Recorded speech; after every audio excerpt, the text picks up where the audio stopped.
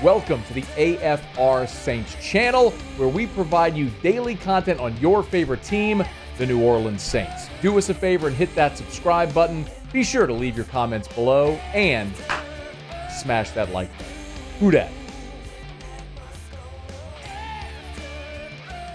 All right, we welcome aboard Mike Triplett from neworleans.football. Talk a little black and gold as Saints winners this past weekend, trying to make it 2 in a row when they head to Houston. Mike, we appreciate you, man. How are you? Good. How are you? Way better than last week. I mean, when both the Saints and the Tigers win, it's just a much better week. Just good, better vibes all around. Is that kind of the feeling around the Saints organization this week, coming off a pretty resounding win in New England? Yeah, I mean, how could it not be? But I think everybody kind of recognizes that on offense, at least, that they just sort of scratched the surface and still weren't perfectly clean and still have to be a little better than that. It looks like there's a potential change coming at left tackle with Trevor Penning, who remains a work in progress. So, you know, I think they hope that's one they can build off of. Obviously, the defense was back to just total peak form. They've had a lot of great games over the last 5-6 years, but that's right up there in the upper echelon.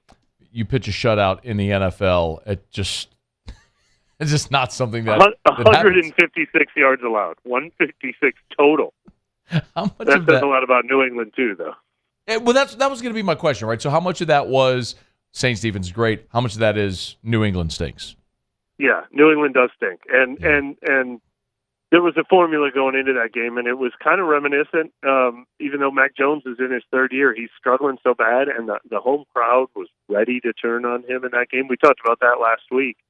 The Saints defense had to be like, don't let this guy get comfortable. Don't let him get the crowd behind him. Just make the crowd turn on this team right away. And they followed the script. They said, you're not going to run against us. It's up to Mac Jones. He couldn't do it. And I think it probably started to snowball from there. But this schedule is full of quarterbacks that they can do. Like, Bryce Young in Carolina, they did that to him too. CJ Stroud does not seem like a rookie. He's playing like one of the better quarterbacks in the league this year, but there are a lot of quarterbacks in this league that they can make life hard on like that. Let me, Mike, I want to come back to the Saints defense against CJ Stroud, but let me not miss a point that you made a bit ago, which is about a potential change at left tackle. What can you tell us? Well, I mean, there are a lot of signs pointing to it. I know Nick did some reporting in his film study, real detailed, that you should go look on the site, neworleans.football, that's kind of hidden in the good of the win, that surprisingly, Trevor Penning has really struggled as a run blocker, which was supposed to be the one thing he was supposed to be able to do just coming out the gates. We talked so much about his pass protection struggles, which he's cleaned up a little bit, which they've cleaned up as a team a little bit by giving him some help, but he hasn't been their best, run blocker either. And now that Andrus Peat is a healthy option at left guard and run blocking is his specialty, and James Hurst has maybe played better at left tackle than he's been playing at left guard, their best 5, could potentially be the veteran group, while Trevor Penning continues to be a work in progress. Now, they haven't announced anything like that, but it's definitely signs pointing to a possible change here. If you go check out neworleans.football on Twitter or on X, at NOF Network, you can see the report that Brooke filed as well about Penning there. And, of course, you can always go read at neworleans.football, neworleans.football. It's where we find Mike Triplett's work. Of course, his visit with us every single Thursday is brought to you by Benny's Car Wash. We also saw Alvin Kamara look like Alvin Kamara in this offense. 22 rushes, maybe was a little heavier workload than I thought. Mike, we kind of got accustomed to seeing Kamara and, like, if it were Mark Ingram or Latavius Murray, kind of split the load there. Murray, present. Are we expecting Kamara to then shoulder a larger burden again? Is that something we could expect to see moving forward?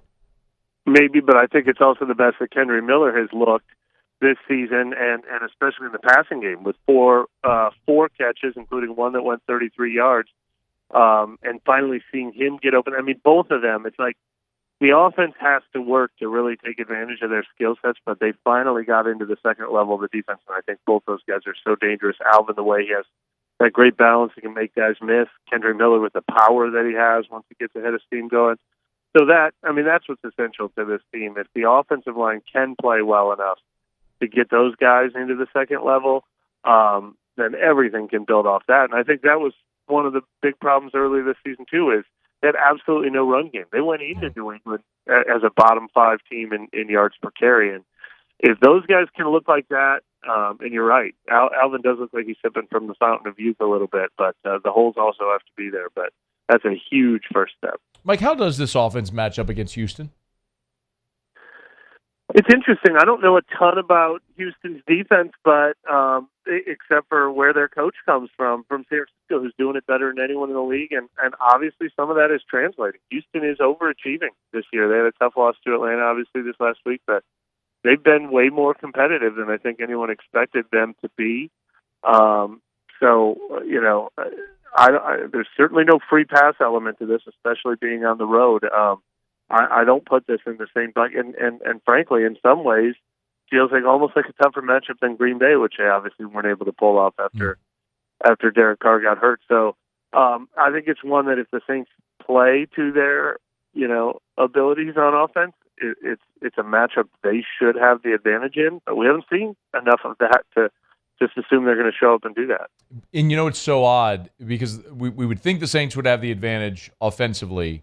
But you would think the same thing when you flip it, Mike, because the Saints' defense has been so good and you're facing a rookie quarterback. But CJ Stroud's 3rd in the NFL in passing offense, and he's throwing to Nico Collins and Tank Dell. I mean, it ain't like he's got Chris Olave and he's not throwing to Justin Jefferson, right? It's kind of incredible what they've been able to do. So is this a matchup with Stroud where, despite the fact that the Saints' defense has been so good, like, do you worry about the defense's ability to contain that offense?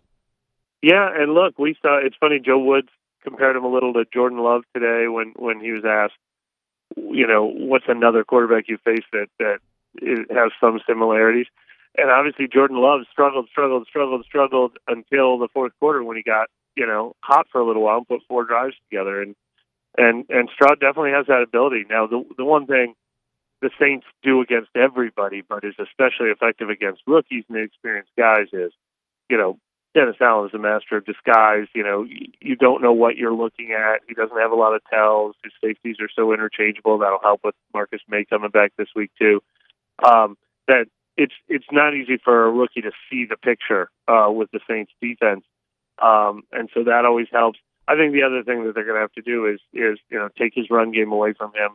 If Dameon Pierce can't get off to any success running the ball, and they have to put it on CJ Stroud and put him to the test, I have to imagine this is going to be the toughest defense he's faced yet.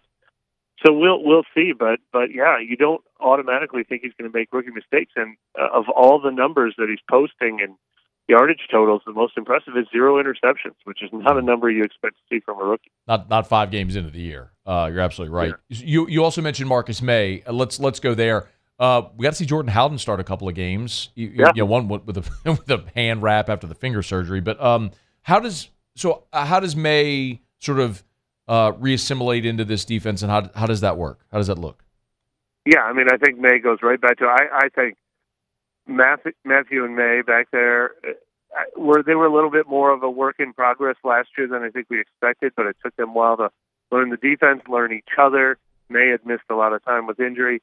They've kind of found their stride late last season, and I thought all off season in week 1, week 2, it looked like we were really seeing the fruits of their experience, and I expected to go right back to that. Jordan Howden is a promising talent. I think we'll see him in dime packages, so he'll still be on the field quite a bit. But Matthew and May are the starters, and I think they're really good ones. Mike Triplett, neworleans.football on Twitter at Mike Triplett. Make sure you give him a follow. Our conversation's brought to you by Benny's Car Wash, bennyscarwash.com. Okay, Mike, big picture. For the Saints at 3-2, how important is a win in this game when you start to look at what's ahead, right? Short week, Thursday Night Football, road trip to Indy, all that sort of. How important is it for the Saints to get this one this weekend? I mean, in theory, it's not a must-win in the grand scheme of things because it's an AFC opponent and it's on the road. They're going to have to take care of business against the NFC South opponents to come, et cetera, et cetera. But yeah, I mean, this team wants to be better in 3-2, and if they fall back to 3-3, then it just feels like they're scratching and clawing. I think they'd like to create a little breathing room at some point. They haven't had breathing room in years around here. Yeah. And I think they want to know that it's not going to be one step forward, two steps back over and over again. I mean, we talked about this on the show that this game we just saw against New England was incredibly impressive, but we saw a few of those scattered last year. We saw them beat the Raiders 24-0. We saw them kill the Rams. We saw them kill the Seahawks. They never strung it together last year, and so they need to prove they can do that. Great stuff as always. On Twitter at Mike Triplett and neworleans.football. Be sure you're subscribed up there to get all your Saints info, neworleans.football. Mike, we appreciate it, man. Thanks as always. Thanks for having me. Hey, thanks so much for watching. Please leave your comments. I love to interact, and be sure to hit the red subscribe button below.